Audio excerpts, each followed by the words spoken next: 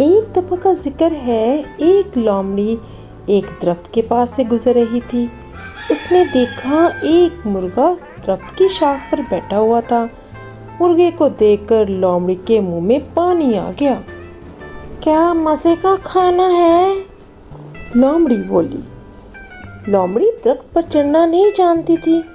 उसने कई बार कोशिश की और दोबारा मुर्गे को देखने लगी और नरमी से बोली, हेलो दोस्त, मेरे पास तुम्हारे लिए एक बड़ी खबर है। क्या खबर है? मुर्गे ने पूछा। जंगल के बादशाह ने कहा है, अब कोई भी जानवर दूसरे जानवर को नहीं खाएगा। अब सब दोस्त होंगे। नीचे आओ और जश्न मनाते हैं। स्मार्ट मुर्गे ने जवाब दिया, वाह, ये तो बहुत अच्छी खबर है।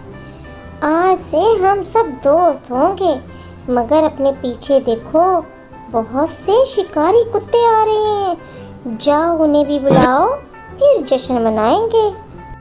मुर्गे ने कहा, आप डर क्यों रही हो? हम सब तो दोस्त हैं।